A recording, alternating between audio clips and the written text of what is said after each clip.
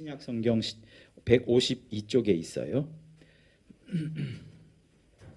같이 읽겠습니다. 요한복음 6장 16절에서 21절까지 같이 읽습니다. 시작. 저물매 제자들이 바다에 내려가서 배를 타고 바다를 건너 가버나움으로 가는데 이미 어두웠고 예수는 아직 저희에게 오시지 아니하셨더니 큰 바람이 불어 파도가 일어나더라.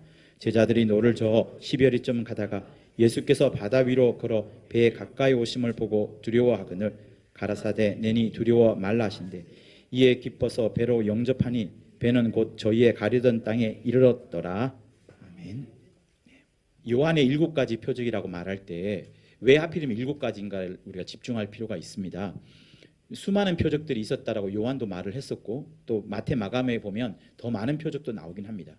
왜 하필이면 7가지 표적이라고 말하느냐면 요한의 시각에서 새로이 마태, 마가, 누가가 이미 써여 있었지만 요한이 많은 사도들이 죽고 난 다음에 그의 느그막하게 다시금 복음서를 보고서 이 부분이 빠져 있다. 그리고 자기가 이제 죽기 직전에 새로운 영감으로 이제 완전하게 성숙된 영감으로 복음서를 바라보니까 이 부분이 꼭 들어가야 된다라고 생각을 하고 그러면서 요한이 집어넣은 7가지 표적이 있습니다. 그래서 누가복음, 마가복음, 마태복음과는 또 다른 의미로서 우리에게 전달해 주려는 어떻게 보면 공간복음보다 더 중요한 부분을 우리에게 넣어주고자 하는 부분들이 7가지 표적인 겁니다. 그래서 7가지 표적은 마태, 마가, 누가에 나오지 않는 새로운 복음이에요. 그런데 2가지 복음은 겹칩니다. 그 2가지가 뭔가 하면 오병이어의 표적하고 지금 여기에 나오는 물 위로 걸으시는 표적은 다른 복음서와 겹쳐지는 거예요. 겹쳐지지만 그럼에도 불구하고 7가지 표적에 넣는 이유는 공간복음이 말하고 있는 그 표적의 의미와 요한이 말하고 있는 그 표적의 의미가 전혀 다르기 때문에 아니면은 마태, 마가, 누가가 보았던 그 관점이 조금 틀리거나 수정해야 될 필요가 있다고 생각을 해서 요한이 집어 넣은 겁니다. 그러니까 요한의 시각에서 철저히 봐야지 은혜를 더 확실하게 찾을 수 있는 부분을 말하는 거예요. 그러니까 오병이어만 봐도 그래요. 오병이어는 사람들이 다 알기로 물고기 2마리와 5가지의 전병으로 이적을 행했다 이렇게 알잖아요. 그리고 5,000명을 먹인 그 사건입니다. 그러나 그렇게만 보면 표적에 머무르고 마는 거예요. 신기한 일이 일어났다라는 것에 머물고 맙니다. 그런데 그 오병이어를 해석한 부분이 어디냐 그러면 마태, 마가, 누가에는 없고 요한복음에만 있는 거예요. 그러니까 오병이어의 표적은 굉장히 중요합니다. 누구의 입장에서는? 요한의 입장에서는. 그리고 주님의 입장에서는. 그러니까 오병이어의 표적에 대한 설명이 없었더라면 마태, 마가, 누가에도 오병이어에 대한 사건은 있지만 그것에 대한 설명은 없어요. 오병이어에 대한 가장 중요한 핵심은 뭐냐면 내가 생명의 떡이다. 너희가 광야에서 만나를 계속 매일 먹으면서 하나님이 주시는 떡을 먹었던 것처럼 내가 이 땅에 온 것은 너희들로 하여금 매일 일평생 동안에 먹어야 되는 그것을 먹어야만 생명을 누리게 된다는 생명의 떡을 주님께서 설명해 주시는 거예요. 그런데 여러분 잘 알다시피 수많은 제자들이 거의 12제자 빼고는 오병이어의 설명 그것이 생명의 떡이다. 나를 먹어야 되고 내 피를 먹어야 되고 내 살을 먹어야 된다라는 말씀을 하자마자 굉장히 많은 숫자가 떠나가 버렸습니다. 표적을 안 보여줬으면 됐는데 표적을 보여줬음에도 불구하고 주님의 설명이 들어가니까 제자들이 떠나가 버렸어요. 굉장히 많이 떠나가 버렸어요. 그래서 제가 오죽하면 여러분들에게 요한복음 666이라고 말하는 게 요한복음 6장 66절에 많은 제자들이 떠나가는 장면이 있기 때문에 요한복음 666 사건이라고 간혹 이야기를 하는 겁니다. 그러니까 한번 보세요. 표적을 일으키면 이 세상에 있는 어떤 사람들도 주님을 거부하거나 주님을 멀리하지 않습니다. 표적을 보고서 가까이 다가오려고 하죠. 불신자도 마찬가지입니다. 그런데 영생 이야기 하잖아요. 영생 이야기하면 대부분의 사람들이 도망갑니다. 왜? 일단 두리뭉실하거든요. 형이 상학적이고 구체적인 게 아니고 눈에 당장 보이는 게 아니기 때문에 도망을 갑니다. 오병이의 사건이 있은 이후에 생명의 떡에 관해서 자기가 말씀을 하고 내 살을 마구마구 먹어라. 내 피를 개걸스럽게 마구마구 마셔라 라고 이렇게 주님이 무섭게 이야기를 하니까 다 도망가 버렸던 것처럼 영생에 대해서 이야기를 하니까 도망가 버렸던 것처럼 주님이 우리에게 보여주시려고 하는 것은 사람들에게 표적을 보여주었지만 그 뒤에 영생에 대한 약속이 있는 그 영생이라는 하나님의 진리의 복음을 우리에게 주시려고 하는 겁니다. 그래서 우리 예수 믿는 사람들은, 이 자리에 있는 사람들은 표적을 보고서 광분하고 흥분할 것이 아니라 그 표적 너머에 주님이 정말 우리에게 가르쳐 주고자 하는 그것을 찾아야 되는 것이 맞습니다. 그래서 요한복음은 끊임없이 표적을 보고서 온 믿는 사람들, 그런데 주님이 영생에 대해서 설명을 하고 신령한 영적인 것에 대해서 설명을 하니까 표적을 봤음에도 불구하고 도망가 버린 믿는 사람들, 그러나 그때 남은 사람들을 두고서 진짜 너희들이야말로 믿는 사람이다, 이렇게 주님은 말씀하시는 거예요. 그래서 요한복음은 계속해서 대충 믿음 있는 사람과 이 단계를 지나서 진짜 믿음 있는 이 두 가지를 항상 구별합니다. 주일날 설명하셨던 것처럼 눈을 닫아버리고 듣기는 들어도 들을지 못할 것이요 보아도 보지 못할 것이요 너희가 혹시 고침을 받을까 내가 하나님이 두려워함이라, 이렇게 말씀하시면서 하나님이 도망가시고 차단하는 것을 보여주시잖아요. 그것은 왜냐하면 대충의 믿음을 가진 사람들 앞에 표적을 보여줌으로 인해서 사람들이 대충 믿고 왔어요. 광분해서, 흥분해서. 그러나 여기서 신령한 것을 말하고 정말 십자가를 져야 된다 하고 너희들도 죽어야 된다라고 말하고 자기를 부인해야 한다라고 주님이 엄한 말을 하니까, 진짜 진리의 말씀을 하니까 사람들이 도망을 가버린 겁니다. 그러니까 여러분, 여러분과 우리도 표적을 보고 누군가가 내 삶에 있어서 놀라운 일을 벌여주심으로 인하여서 내 자식이 죽었다가 살아났다, 이런 것으로 우리가 믿음을 가져야 되는 것이 아니라 그것 없이도 정말 주님 한 분만으로 믿음을 가질 것을 말하는 거예요. 그것을 요한은 끊임없이 말합니다. 그리고 지금도 우리에게 말하고 있어요. 내가 지금 교회에 나오는 것이 어떤 이적과 표적 때문에, 수많은 기도의 응답을 받았기 때문에 오는 것이냐, 아니면 그것 하나 없이도 꾸준히 믿어왔던 나의 신앙, 그리고 하나님이 나를 이끌어 주셨던 하나님의 그 견인하심이 나를 이끌어 주사 내 그 믿음으로 살아가는 그것인지를 주님은 계속 보시는 겁니다. 그래서 고린도후서 13장 5절에 너희가 정말 믿음 있느냐, 너희 자신을 시험하고 확정하여 보아라. 주 예수께서 너희 안에 계신 것을 너희 스스로 알지 못하면 너희는 버리온 자라, 이렇게 말씀하시는 겁니다. 여러분 안에 정말 내가 주님을 향한 믿음, 어떠한 환난과 풍랑 속에서도 주님을 향한 굳건한 믿음이 있어야 되는 것을 주님은 계속해서 촉구를 하시는 거예요. 그 와중에서 지금 우리가 보는 것인데요. 자, 요한복음 이 6장에 나오는 물리를 걸으시는 부분에 대해서 여러분 얼핏 생각해 보면 이런 것을 생각할 수 있습니다. 무리를 예수께서 걸으시는데 비슷한 장면이 또 하나 나와요. 이게 언제 나오냐면 이전에 또 다른 사건이 하나 있습니다. 제자들이 예수와 함께 배 위에서 바다를 건너가는데 풍랑입니다. 그때 주님은 고물의 뒤쪽 편에 누워서 주무시고 계셨죠. 제자들이 너무 힘드니까 주님을 깨웁니다. 그때 믿음이 없는 자들아, 너희들이 왜 이렇게 믿음이 없느냐라고 말씀하시면서 일어서셔서 풍랑을 향하여서 꾸짖습니다. 그때 제자들이 놀라게 되죠. 저가 뉘기에 바다와 바람이 순종하는 거라고 하면서 충격을 받습니다. 물 위에서 그렇게 흔들릴 때에 바다를 잔잔케 하는, 귀신을 조용시키는 정도가 아니라, 사람을 살리는 정도가 아니라 천지 만물을 명하시는 그 모습에 제자들이 놀랐던 거거든요. 그런데 오늘 이 장면은 그런 장면이 아닙니다. 그런 장면이 아니고 아예 주님이 함께 계시지 않으세요. 그리고 주님이 저 멀리서 물 위를 걸어오는 장면입니다. 같은 바다 위지만 조금 달라요. 잘 들으셔야 됩니다. 모르시면 몇 번이고 더 들으시면 좋겠는데, 오늘 이 본문은 마태복음과 마가복음에도 나옵니다. 그러나 마태복음과 마가복음과 다른 장면들이 있어요. 마태복음 14장과 마가복음 6장에는 이렇게 짧고 건조하고 축약적이지 않습니다. 좀 깁니다. 긴 설명으로 되어 있어요. 그런데 요한복음은 유독 요거를 짧게 만들어 버렸습니다. 굉장히 짧게. 자, 그래서 제가 칠판이 있으면 좀 써드리고 싶은데, 마태 마가복음에 나올 때는 어떤 장면인가 하면, 여러분 저를 한번 보세요. 풍랑이 엄청 붑니다. 바람이 세게 불고 바다가 휘잉휘잉 돌고 제자들이 노를 젓곤 하지만 도무지 앞으로 가지 못하는, 큰일 난 겁니다. 주님이 배 뒤편에 주무시지도 않고 자기들만 있는 거예요. 제자들은 생각합니다. 그래, 우리가 과거에 주님과 할 때 주님이 바다를 꾸짖고 풍랑을 꾸짖는 거 봤잖냐. 베드로, 너가 수제니까 너 한번 꾸짖어 봐. 이렇게 한번 꾸짖어 봤을 거예요. 그러나 되지 않습니다. 계속해서 흔들립니다. 그런데 그때 저 멀리서 사람 같은 모양으로 누군가가 다가옵니다. 사람들은 점점 가까이 다가올수록 무섭습니다. 분명히 사람 모양인데 사람이 무리를 걸을 수는 없을 테니까. 그래서 마태 마가복음은 뭐라고 나오냐면 유령이란 단어가 나와요. 성경에 유령이란 단어가 나오지 않습니다만 물리를 걸으실 그때 장면을 보고 제자들이 유령이라고 생각을 합니다. 그래서 덜덜 두려워 떨어요. 풍랑에도 떨지만 유령이 다가오는 것을 보고서 떱니다. 그때 주님이 말씀하시기를 내니까 두려워하지 마라. 내다 나다 두려워하지 말라라고 말하게 되고 제자들이 가까이 왔을 때 보고서야 주님의 모습을 보고 이제 놀라서 주님을 영접하게 되고 그때부터 사건이 진행됩니다. 그런데 보세요. 마태와 마가는 풍랑이 엄청 불고요. 풍랑이 엄청 불고 있고 그 풍랑 가운데에 두려움에 휩싸여 있는 장면을 기록을 해요. 풍랑이 있습니다. 풍랑이 있고 풍랑을 잠잠케 하는 장면도 있어요. 주님이 오셔서 이제 잠잠하게 됐어요. 그렇지만 아까 그 풍랑 때문에 여전히 두려움이 있습니다. 그런데 요한복음에는 풍랑을 잠잠케 하는 장면이 없어요.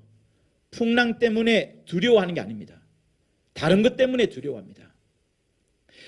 자, 여기 보면은 20절에 보면은 19절에 보면은 배에 가까이 오심을 보고 두려워하거늘 가라사대 내니 두려워 말라 이렇게 말씀합니다. 마태와 마가복음에는 풍랑을 보고 두려워하는데 요한복음에는 풍랑이 아니라 주님이 가까이 오는 것을 보고 두려워해요. 여러분 한번 물어봅시다. 여러분들이 제자들과 똑같은 상황에 처해 있어요. 제자들은 굉장히 억울합니다. 왜냐하면 이 사건 전에 어떤 일이 있었냐 그러면 주님이 오병이어를 일으켰어요. 오병이어를 일으키고 난 다음의 사건입니다. 그래서 이 사건은 어떻게 보냐면 물리를 걸으신 것만 보면 될 것이 아니고 오병이어의 사건이 있고 무리를 걸으시고 그 다음에 오병이어에 대한 설명, 영적인 설명을 하는 장면 그 사이에 있는 거예요. 그래서 이 무리를 걸으시는 사건은 오병이어의 사건 앞뒤에 중간에 있으면서 새로운 설명을 새로운 강조점을 우리에게 제시하고 있는 부분이에요. 그래서 그 부분을 잘 착안할 필요가 있는데 제자들은 오병이어의 사건을 일으키고 난 다음에 사람들이 이제 막 모여들지 않겠어요. 우와 이런 일이 어떻게 일어날 수 있겠는가 충격이다. 하도 사람들이 막 모여들고 하기 때문에 예수께서 먼저 제자들한테 너희들이 먼저 배를 타고 떠나가거라. 나는 사람들을 보내겠다 이렇게 말씀하시고 제자들을 먼저 보내셨어요. 제자들은 주님의 말씀에 순종해서 배를 몰고 간 겁니다. 배를 몰고 가는 중에 이런 풍랑을 만난 거예요. 그러니 한번 보세요. 아니 나는 주님한테 순종을 했는데 풍랑을 만난 거예요. 얼마나 억울합니까? 순종하는데 풍랑을 만났으니까 당연히 베드로가 일어나서 바다를 꾸짖고 바람을 꾸짖으면 되어야 되는데 되지 않습니다. 그렇다면 이 풍랑이 일어나고 바람이 인 것은 또 다른 의미가 있다는 것을 우리에게 알려줄 수도 있는 거예요. 자, 그렇게 제자들은 순종을 해서 바다를 건너갔습니다. 건너갔고 떡을 떼던 그곳, 오병이어가 일어났던 그곳에는 여전히 배들이 많아요. 배의 숫자가 정해져 있었습니다. 2대 혹은 몇 대였을 거예요. 제자들이 한 대 타고 건너가는 것을 사람들을 봤고 예수님은 그 자리에 있었고요. 그 자리에 있었고 예수께서는 따로 배를 잡지 않았습니다. 제자들이 한참 지나간 다음에 사람들을 보냈지만 사람들은 예수께서 자기들과 함께 있는 것을 조금 있다가 산에 가서 기도하는 것을 봤어요. 배의 숫자는 그대로 있습니다. 그런데 자기 동네에 떡을 떼던 그곳에 주님이 없었기 때문에 사람들이 어떻게 했느냐 여기 없다. 그럼 혹시 제자들한테 갔을 수 있으니 배의 숫자는 똑같지만 우리 가보자 해서 갔더니 지금 주님이 거기에 제자들과 함께 있는 거예요. 그래서 어떤 사람들이 묻는 겁니다. 어느 때 여기 오셨나이까? 라고 질문하면서 그때 주님이 너희들이 표적을 보고서 본가들에게 나를 찾는 것은 표적 때문이 아니라 떡을 먹고 배부르기 때문에 나를 찾아온 것이다 라고 하시면서 그때부터 주님이 설명을 하시는 겁니다.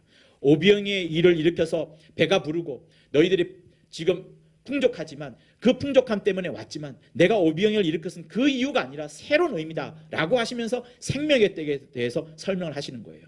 그 과정 중에 있습니다.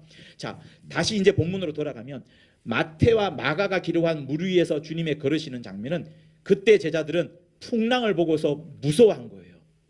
유령을 보고서 두려워 빠진 겁니다. 그러나 요한복음은 요한이 볼 때 그거 틀린 거야. 요한의 새로운 시각, 요한이 그때 보았던 주님의 모습. 지금 12제자만 배 위에서 주님을 바라보고 있거든요. 유령처럼 다가오는 주님을 바라보고 있습니다. 내가 본 것은 그게 아니라 우리가 두려워했던 것은 그때 두려워했던 것은 그리고 마태 마가는 배 위에 있던 자들이 아닙니다. 12제자가 아니었기 때문에 12제자가 했던 이야기를 마태와 마가가 썼던 거죠.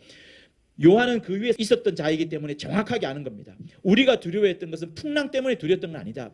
풍랑 때문에 두려워했던 것은 주님과 함께 배를 탔던 마가복음 4장 혹은 마태복음 8장에서 배 위에 있을 때 우리가 풍랑을 두려워했었다. 요한복음 6장에 나오는 이 물 위로 걸으실 때에 이때는 우리가 두려워했던 것은 풍랑이 아니다. 풍랑 때문에 두려워한 것이 아니다. 여러분 한번 생각해 보십시오. 거친 파도가 불고 정말 이제 죽을지 모르고 배가 뒤집혀질지도 모르는 그때에 여러분이 정말 두려워하는 것이 그 풍랑입니까? 아니면 물 위를 걸어오시는 주님일까요? 제자들은 처음에는 풍랑을 두려워했어요. 그러나 그들이 진짜 놀랬던 것은 예수께서 오시는데 예수께서 밟으시는 그 물마다 조용했고 바위처럼 단단했고 주님이 자기 배 위에 딱 오르자마자 배가 단단해지고 요동하지 않는 그 모습을 본 겁니다. 그때 제자들이 놀랐던 것은 풍랑이 잠잠해진 그 사실이 아니라 도대체 이분이 누구시길래, 과연 진짜 누구이길래, 도대체 이분은 누구이길래 하는 그 충격 때문에 놀랐던 거예요. 그래서 마가는 풍랑이 일었을 때 놀랐다라고 표현을 하고요. 마가복음에 그 바로 뒤에 예수님을 보고서 더 심히 놀랐던 말이 있습니다. 여러분은 풍랑 때문에 놀라겠습니까? 주님이 누구신가를 보고 때문에 놀라겠습니까? 우리는 아마 각각 답이 다를 수가 있겠어요. 처음에는 풍랑 때문에 놀라겠지만, 그러나 제대로 알게 되면, 진짜 알게 되면 도대체 이분은 정말 진짜 누구신지, 배 위에만 있었던 것이 아니라 물 위를 걸어서 오기까지, 그 빠른 속도로 오지 않았겠습니까? 걸어서 오기까지, 그리고 바다가 밟을 때마다 그 바다가 조용해지는 거예요. 여러분 어떨까요? 지금 파도가 그냥 요 정도로 부는 게 아닙니다. 엄청 뛰었다가 엄청 내렸다 할 거예요. 제자들이 탔던 배는 울렁울렁 거리겠죠. 그러나 주님은 어떨까요? 물 위를 그냥 둥둥 떠 있을까요? 어떤 부표를 밟고 있는 것처럼, 아니면 배를 타고 있는 것처럼 둥둥 떠다닐까요? 아니면 물 위에 가만 고정되어 있는데 파도가 왔다 갔다 할까요? 이 두 모습 다 아닙니다. 주님이 밟으시는 곳마다 그곳은 조용해지는 거예요. 그 자국만 밟을 때마다 조용해지는 겁니다. 주님은 물 한 방울 물은 묻힐 수 있겠지만 흔들림 없이, 요동함이 없이 그대로 써 있는, 마치 그 풍랑이 있는 그 막 널뛰는 바다를 짓밟는 것처럼, 풍랑을 짓밟는 것처럼 그렇게 터벅터벅 주님이 오시는 겁니다. 제자들이 그거를 보는 거예요. 그리고 그 주님을 영접했을 때에 21절에 기뻐서 배로 영접하니 배는 곧 저희 가려던 땅에 이르렀더라, 이렇게 나옵니다.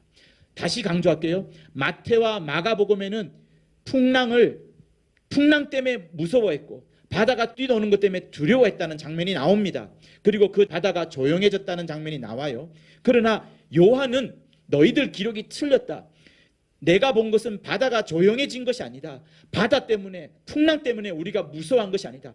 우리가 정말 무서워했던 것은 주님이 그 풍랑을 밟고 오시는 것을 보고 우리가 두려워하였지만 오히려 그 두려움이 21절에 바뀝니다. 요한복음 6장 21절은 마태 마가복음에 기록되어 있지 않는 부분이에요.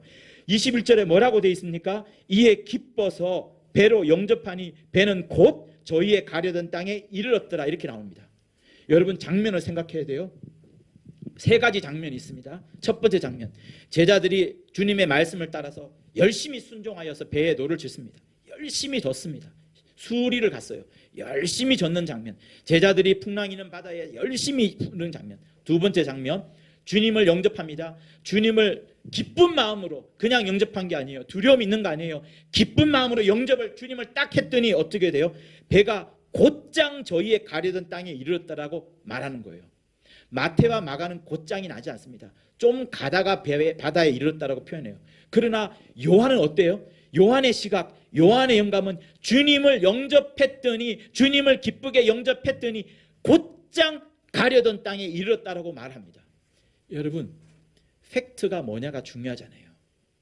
요한의 영감에는 주님을 기쁘게 영접하는 순간 내가 거기가 마른 땅인지, 바다가 뛰노는 바다인지, 아니면 풍랑 때문에 이리 저리고 흔들리는 배인지, 이게 중요하지 않다는 겁니다.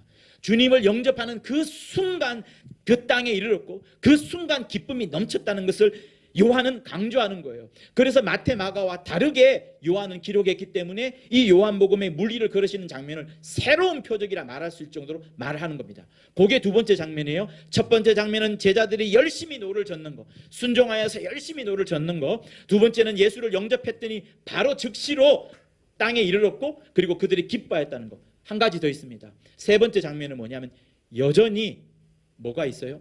여전히 풍랑이 인다는 겁니다. 주님이 함께할 그 자리에만 풍랑이 일지 않았지, 풍랑은 여전히 있다는 것을 요한은 말하는 거예요. 여러분, 많은 사도들이 일찍 죽었습니다. 그러나 요한 사도는 굉장히 오래 남아가지고 모친 마리아를 모시면서 모친 마리아로부터 육체로 계셨던 예수에 대해서 다 들으셨어요.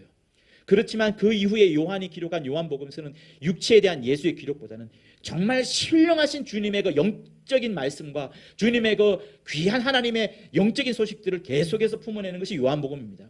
그래서 공간복음과 다르게 굉장히 영적 복음이라 할 수 있는 것이 이 복음서예요. 그렇게 모친 마리아를 만났고 모셨고 모친 마리아로부터 많은 얘기를 들었지만 요한이 마지막에 집대성하여서 기록한 요한복음은 정말 주님이 정말 주고 싶어하는 그 복음서와 다르지 않습니다. 마태, 마가, 누가가 놓쳤던 부분을 요한은 강조하고 있는 부분이기 때문에 요한복음은 마지막에 최후의 끝까지 강조점을 갖고서 읽어야 될 부분인데, 물리를 그리셨던 이 5번째 표적에서 요한이 우리에게 말하고자 하는 것은 바로 이걸 말하는 거예요. 첫 번째, 너희들 열심히 노를 젓지 않느냐? 제자들아, 너희는 순종하여서 노를 다 저었다. 그런데 한번 생각해 보세요. 열심히 노를 졌습니다. 제자들이 왜 노를 지었까요? 이 풍랑을 뚫고 가야 되니까, 이 바다를 건너 가야 되니까, 풍랑이 일임에도 불구하고 나는 뚫고 가야 되니까 열심히 자기들의 수고와 노력과 열심을 다합니다. 성도 여러분, 우리가 신앙생활하면서 자기 열심과 자기 수고와 자기의 가능성을 말할 수 있어요. 유대인들은요, 믿음이 있던 사람들이었습니다. 유대인들은 불신자들 종교나 다른 종교와 달랐어요. 그들은 율법을 지켜내면 우리는 구원을 받을 것이다. 그리고 바리새인처럼 의를 다 해내면 구원을 받을 것이다. 안식일을 온전히 지켜내면, 절기를 지켜내면 하나님이 명한 것을 지켜냈기 때문에 우리는 구원을 받을 것이다라는 그 믿음이 있었습니다. 그거는 뭐예요? 믿음은 믿음이긴 하지만 자기 믿음이에요. 하나님으로 인하여서 구원함을 받는 그 믿음이 아니라 자기들의 수고와 자기들의 노젓는 것과 자기들의 열심을 다한 자기들의 공로가 있는 믿음이에요. 여러분, 이거 굉장히 중요합니다. 유대인들이 그것을 못 깨달았기 때문에 예수를 죽여버린 거예요. 유대인들이 그것을 못 깨달았기 때문에 예수 믿는 사람들을 핍박한 겁니다. 예수 믿는 사람들이 다른 사람과 다른 이유는 뭐냐면, 우리는 우리의 수고와 우리의 노력과 우리의 가능성으로 살지 않겠다. 우리는 우리의 공로로 하늘나라 가는 것이 아니라 오직 순전하게 주님의 공로라만, 주님의 열심으로만, 주님의 피 흘리심으로만, 주님이 우리에게 주시는 그 믿음만으로 살겠다는 그것을 믿기 때문에 우리가 구원받는 거예요. 그래서 제자들이 열심히 노를 젓고 주님이 가라 했기 때문에 가는 그 과정에도 또 베드로가 막 명하기도 하긴 했겠지만, 거기서 아무런 수고와 열심을 다했지만 거기에는 아무 응답이 없는 겁니다. 그래서 첫 번째 장면에서 주님이 우리에게 말씀하시는 것은, 너희들은 너희들의 수고와 노력으로, 너희들의 열심으로, 너희들의 공로로 하나님 나라에 가려고 생각하지 마라. 끝까지, 처음부터 끝까지, 마지막까지 주님의 노력으로, 주님만을 붙잡음으로 너희는 은혜 받아라. 주님을 붙잡음으로 하나님 나라 가라고 이렇게 말씀합니다. 오늘도 우리가 들었지만 아무리 죄를 없애려고 해도 죄 없어지잖아요. 토요일마다 저는 집안 청소를 합니다. 정말 깨끗하게 청소해요. 그래도 여러분 아시죠?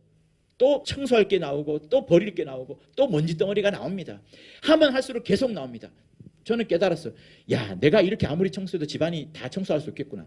내 죄 아무리 회개하고 아무리 끄집어내어도 다 못 없앱니다. 주님이 피로 한 방에 없애주지 않으면 절대로 없어지지 않아요.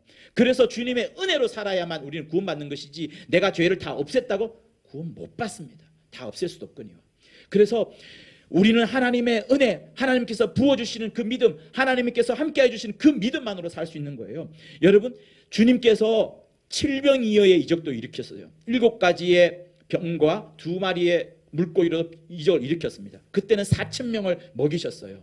그러나 7병2여 사건 이후에는 주님의 7병2여에 대한 설명이 없어졌어요. 왜? 이미 주님이 오병이에서 말씀하셨기 때문에 필요가 없는 겁니다. 그거는 정말 사람들의 배를 불려주는 그 수준에 불과해요.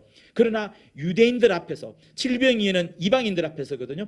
오병이는 유대인들 앞에서 성경을 알기 때문에, 그들이 율법을 준수하고 있기 때문에, 바리새인의 의를 갖고 있기 때문에, 그 나름대로 자기들의 믿음을 갖고 있는 사람들한테 주님이 생명의 떡을 이야기해 주니까 그 사람들이 다 뒤집어진 거예요. 살을 먹는데, 주님의 살을 먹는데 마구마구 먹으라는 겁니다. 막 배고픈 자가 막 헐떡이듯이 막 먹으라는 것이고, 피를 마시는데 벌떡벌떡 막 마시라고 이렇게 주님이 말씀하시니까 자기 피와 살을 사람들이 다 떠나가 버리는 겁니다. 그런데 주님은 그게 진짜거든요. 내 피와 내 살을 그렇게 마구마구 먹으라고 주님이 그렇게 강조했는데도 12명의 제자 빼고는 다 가버린 겁니다. 그게 뭘 말합니까? 너희들의 수고와 너희들의 노력으로 먹지 말고 너희는 나를 먹음으로 인하여서, 내 피와 내 살을 먹음으로 인하여서, 내 은혜만을 누림으로 인하여서 너희들은 살아라는 것을 주님이 끝까지 강조하는 거예요. 성도 여러분, 그래서 여러분들이 신약시대에 살고 이 시대에 살고 있지만 여러분들이 교회에서 아무리 직분자를 갖고서 아무리 수고한다 할지라도 그거로 구원받는 거 아니지 않습니까? 그걸로도 칭찬받는다고도 생각하지 마십시오. 그러면 면류관이 조금씩 사그라들어요.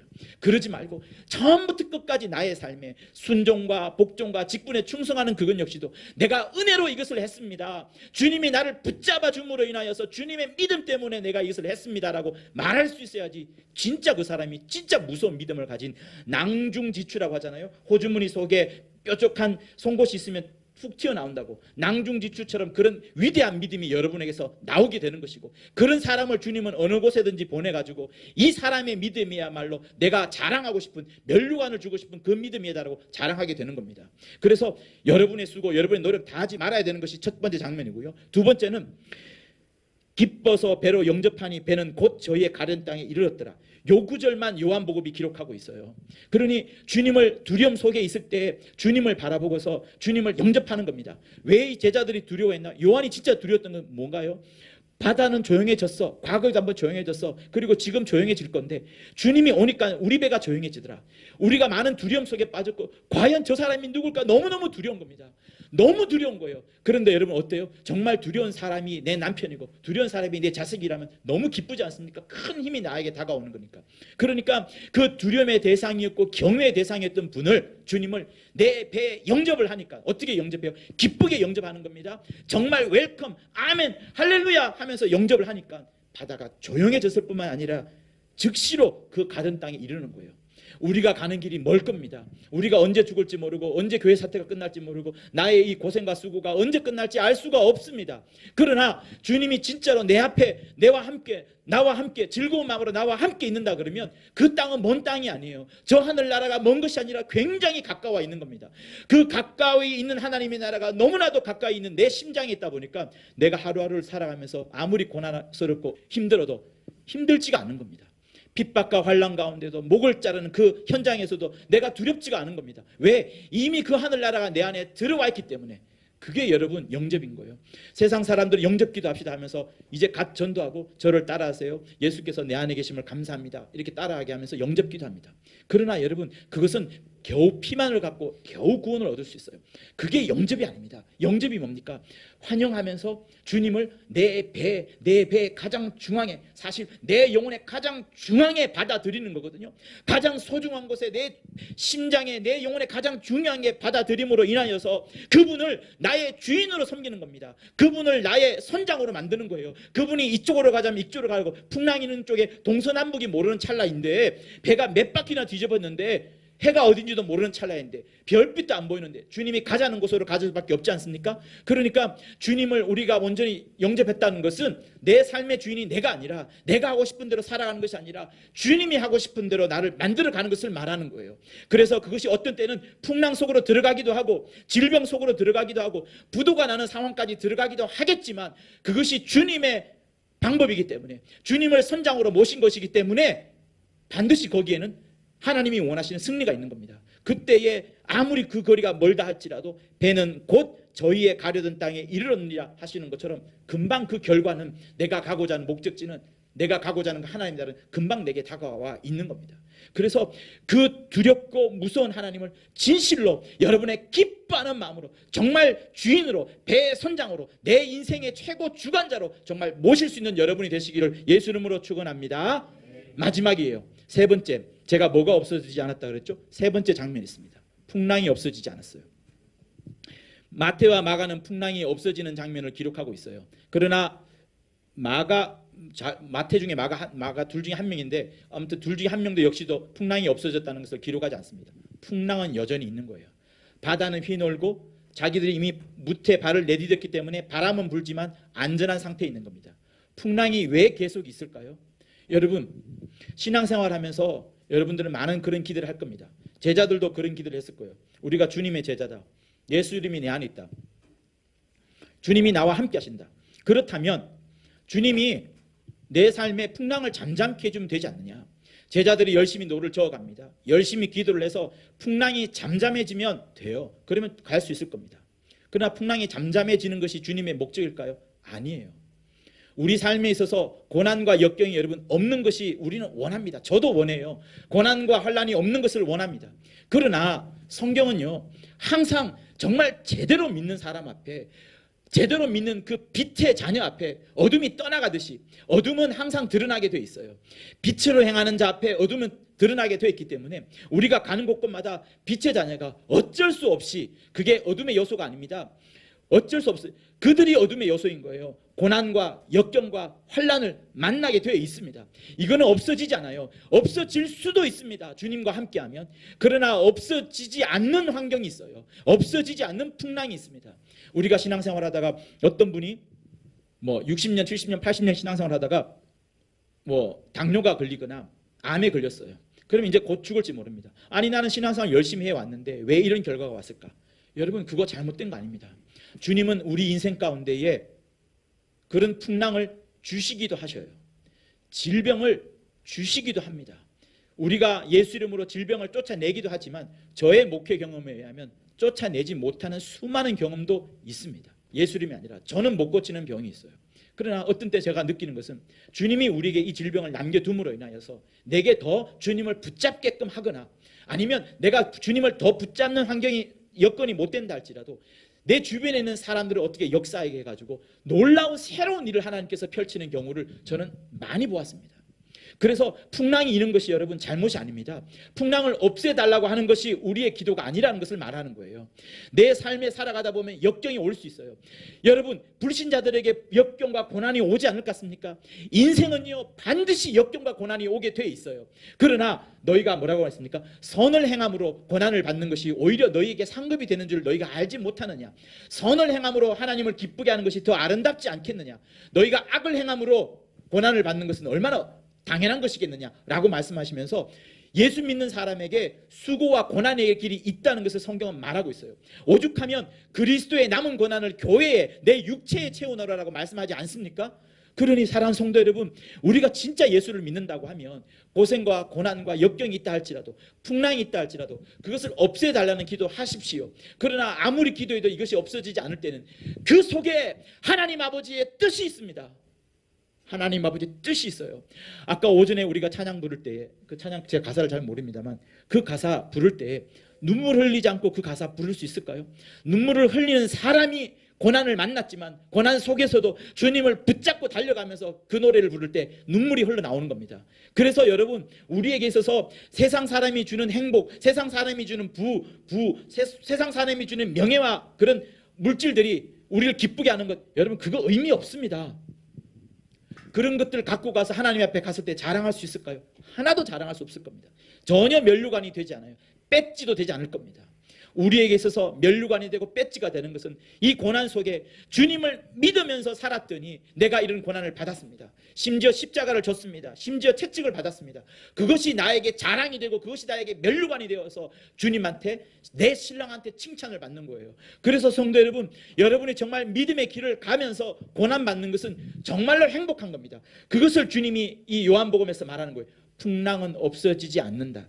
그러나 그 풍랑 속에서 너희가 나를 붙잡음이라서 더 큰 기쁨을 누릴 것이고, 그 풍랑이 잠잠해지지 않았지만 내가 이 땅에서 너희에게 복을 주지 않으면 저 하늘에서 반드시 몇 배, 60배, 30배, 90배 복을 주리라 하시는 것이 주님의 약속인 거예요. 그러면서 너는 나와 함께하자. 내가 풍랑 속에서 내가 의도한 바가 있는데 너희들은 잘 모르겠지만 나는 갖고 있으니 너희는 나를 믿으라 하는 거예요. 성도 여러분, 내가 인생 잘 풀립니다. 만사형통이에요. 일사천리입니다. 할 때마다 뭐든지 다 잘 터져요. 합격하고 돈 벌고 다 잘합니다. 그때 믿음이 있을까요? 무슨 믿음이 있습니까? 거기에는 믿음이 없습니다. 그런 사람이 어떻게 믿을 수 있겠어요? 주님이 그 사람의 믿음을 어떻게 확인할 수 있습니까? 확인 못합니다. 풍랑 가운데에, 역경 가운데, 환난 가운데 그 사람의 진짜 믿음을 확인하실 수 있는 거예요. 그래서 주님은 고린도전서 13장 5절에서 후서 13장 5절에서 다시 말씀하신 거예요. 너희가 믿음 있는가? 너희 자신을 시험하고 너희 자신을 확증하라. 너희 안에 예수께서 계신 줄을 너희 스스로 알지 못하면 너희는 버리온 자라. 바울이 그렇게 말하는 것처럼 주님이 직접 시험하시기도 합니다. 우리의 믿음이 정금같이 단단해지고 아름다워질 것을 위하여서. 그래서 이 요한복음의 무리를 그르시는 표적은 이 사실들을 우리에게 말해주는 거예요. 이게 굉장히 짧고 건조하고 굉장히 축약되어 있지만 오히려 다른 마태, 마가 복음서에 나오는 무리를 그르시는 것보다 더 풍성한 설명을 해주기 때문에 이 표적이 중요한 표적, 7가지 표적에 들어가는 겁니다. 사랑하는 성도 여러분, 그러므로 여러분 모두가 다 자기 열심으로 살지 아니하고 자기 수고로 살지 않은 여러분 모두가 되실 것을 예수 이름으로 부탁을 드립니다. 예수님을 기뻐하며 영접하여서 자기의 주인으로, 자기의 왕으로, 자기 배의 선장으로 모심으로 말미암아 곧장 하나님의 나라에 이르러가는 여러분 되실 것을 예수 이름으로 부탁을 드립니다. 풍랑 가운데에 내가 알지 못하지만 더 크게 주님을 믿음으로 인하여서 풍랑 가운데 말씀하시 주시는 하나님의 뜻을 깨닫는 여러분 모두가 되실 것을 예수 이름으로 부탁을 드립니다. 할렐루야. 우리 예수 한번 하며 우리 간절히 기도하도록 하겠습니다. 예수여, 예수여, 주의 함께하여 주심이 우리 온 성도들에게 있도록 인도하여 주시옵소서. 하나님 아버지, 내 수고와 내 열심과 나의 노력과 나의 가능성으로 살지 아니하고 내가 아버지여 노만을 젓는 자가 아니라 주님을 붙잡고 주님을 바라보고 주님이 어디 계신지 찾아보는 우리 성도들 되도록 아버지여 역사하여 주시옵소서. 주님을 찾는 우리 성도들 되도록 인도하여 주시옵소서. 또한 주님을 기쁨으로 영접함으로 인하여, 주님을 기쁘게 영접함으로 인하여, 주님을 웰컴하며 할렐루야 하며 아멘하며 영접함으로 인하여 하나님 아버지, 내 영혼이 정말 주님으로 인도함을 받고 정말 기뻐하며 진정한 아버지와 하나님의 끝에 나라에 다다를 수 있는 우리 온 성도들 될 수 있도록 아버지 역사하여 주옵소서. 풍랑 가운데서도 말씀하시고 풍랑 가운데서도 우리에게 주장하고 계시니 풍랑을 없애달라는 것이 아니라 하나님 아버지 풍랑 속에서 말씀하여 주시는 주님의 손길을 의지하는 우리 모두가 다 되도록 아버지여 역사하여 주옵소서. 주님이 함께해 주시는 귀한 믿음의 심령을 다 드릴 수 있도록 아버지여 도와주시옵소서.